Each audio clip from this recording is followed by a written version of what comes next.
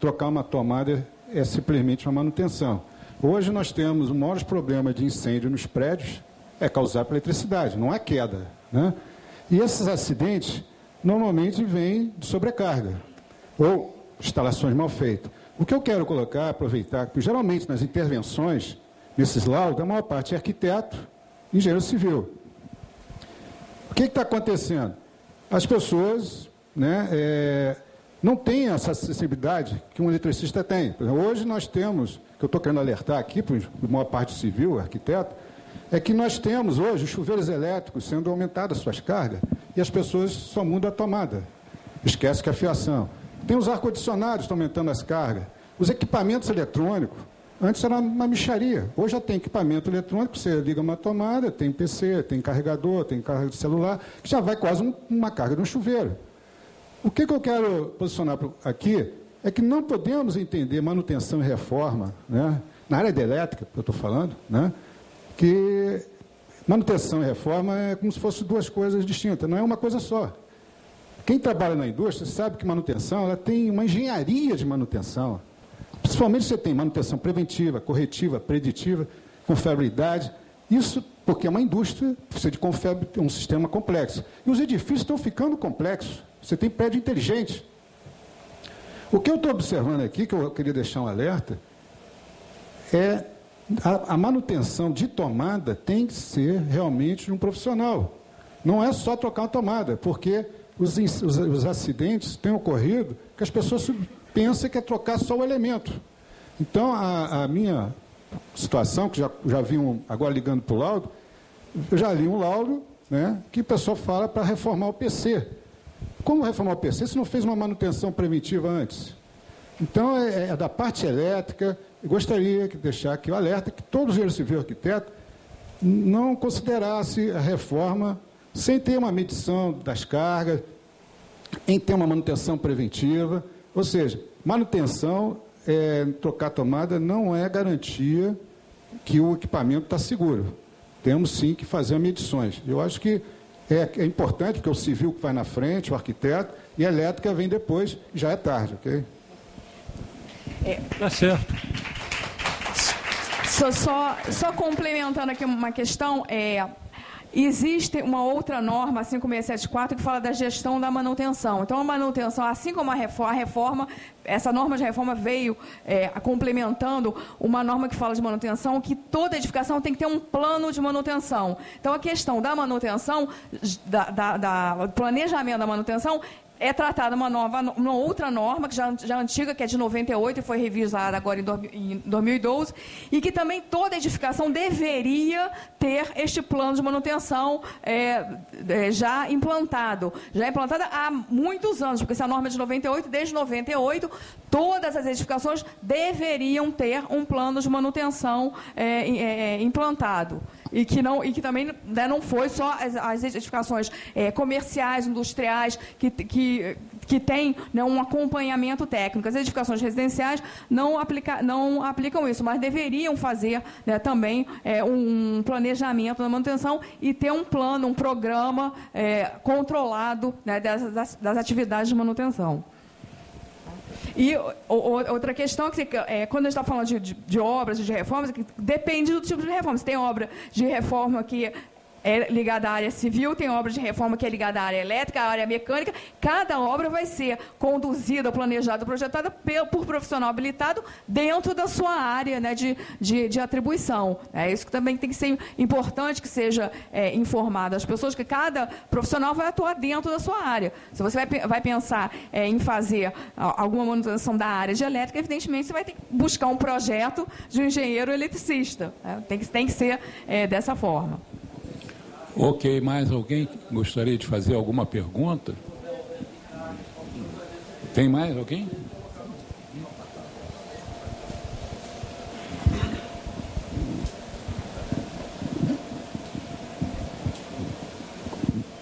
Meu nome é Deise, eu sou engenheira eletricista e eu estou passando um problema. Eu gostaria até de uma orientação de vocês, porque eu estou fazendo uma reforma num apartamento. E onde o problema é o síndico. Ele aproveitou a reforma, fez uma mudança das tubulações de esgoto, hidráulica, água pluvial, e não fez RT, ele não escolheu um profissional adequado, o profissional não seguiu nenhuma norma técnica da BNT, nem de coisa nenhuma, e o síndico disse o seguinte: meu serviço está concluído, e está uma porcaria, tanto tecnicamente como visualmente. E eu gostaria de uma orientação: a que órgão posso recorrer para que faça com esse síndico, siga as normas que ele tem que seguir? Só a massa condômina pode fazer alguma coisa. É o quê? Destituir o síndico? Só a massa condômina.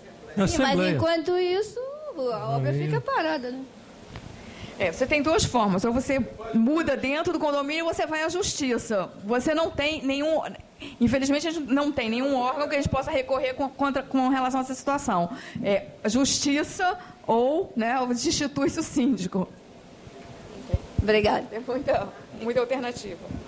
Existe também uma obra sendo realizada, você pode ir na prefeitura pedir a fiscalização da prefeitura no local. Mas talvez não seja o caso, porque... A falta de documentação daquela obra, etc.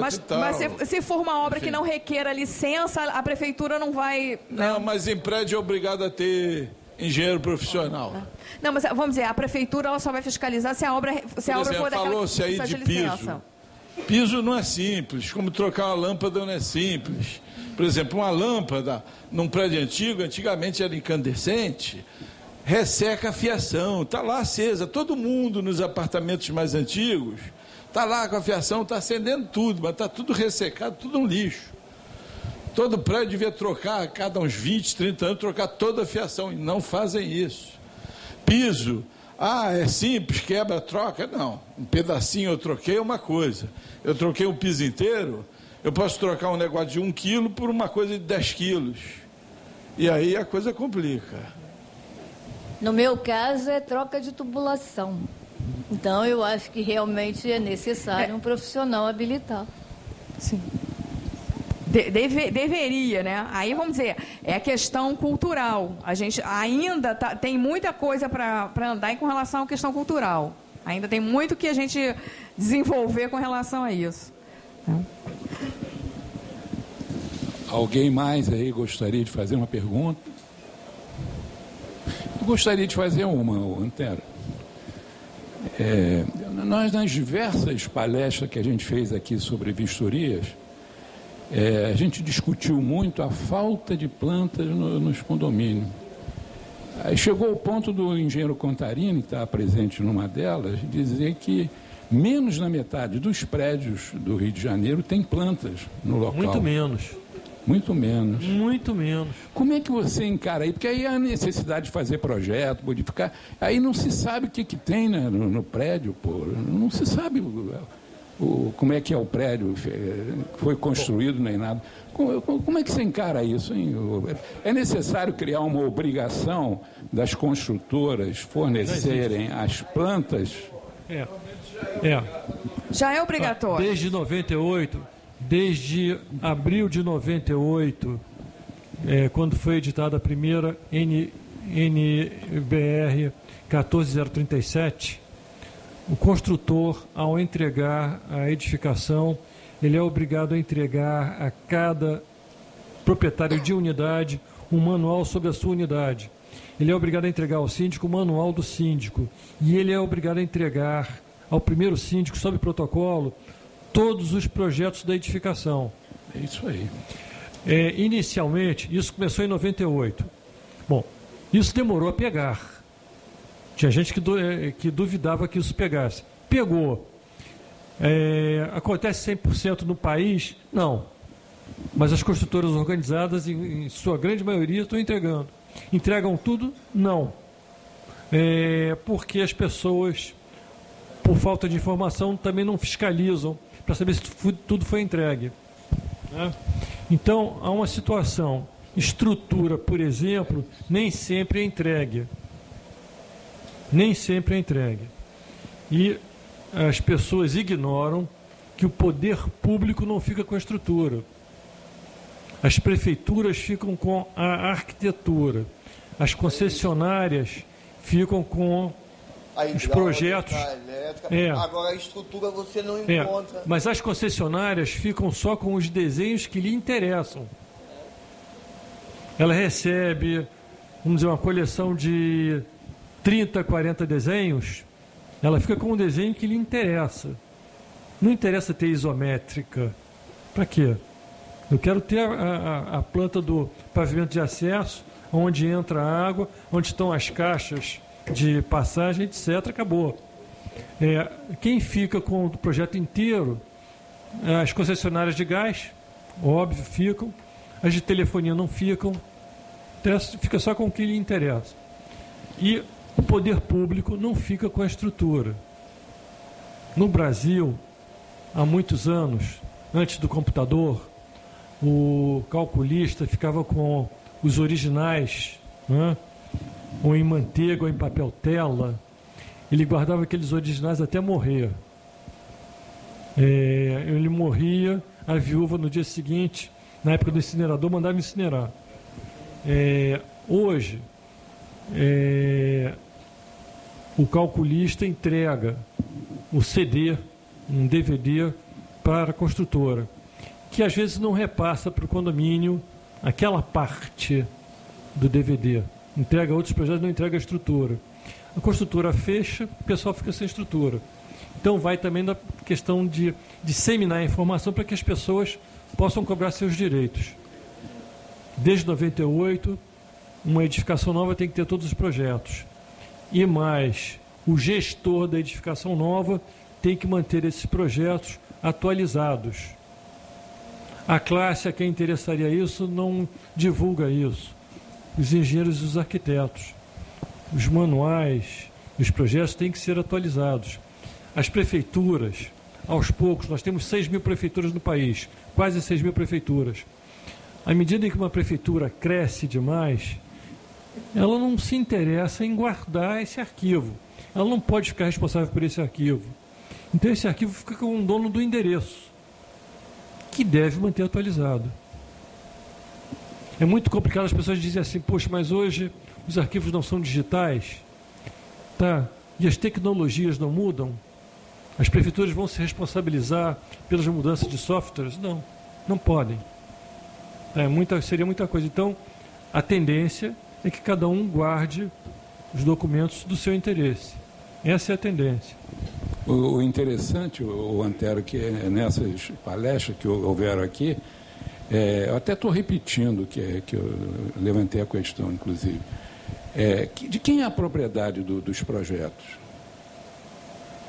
Quando faz um cronograma físico-financeiro, o primeiro item está lá, projeto, item 1, 2 a 3%, 4% do custo da obra.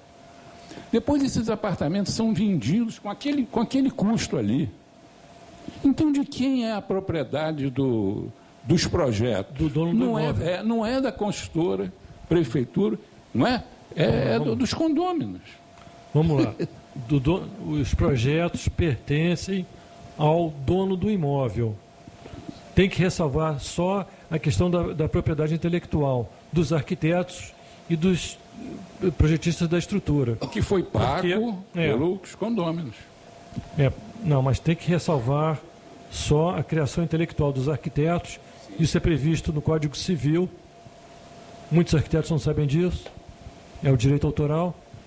E a questão do projetista de estrutura, porque ele tem a responsabilidade civil no novo Código de 10 anos. Antes era 20 anos, agora é 10 anos. Então tem que ressalvar só essa responsabilidade. Mas o dono do projeto é o dono do imóvel. Isso aí. Alguém mais gostaria? A mudança de concepção tem que ser comunicada ao autor da concepção. Alguém mais que gostaria de fazer alguma pergunta? Bom, nós estamos chegando a 8h15. Estamos no tempo. Estamos no tempo.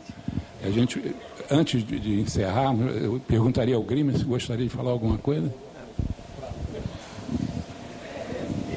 Eu agradeço a presença de vocês todos. Esse é um trabalho muito importante, mas que não pega imediatamente. O pessoal tem que ser educado para chegar, com o tempo vai começar a obedecer a norma. Cada condomínio tem que se reunir e fazer uma norma como esse engenheiro nosso faz lá nos prédios, que ele é o síndico. Muito obrigado a todos, tá? Até outra vez.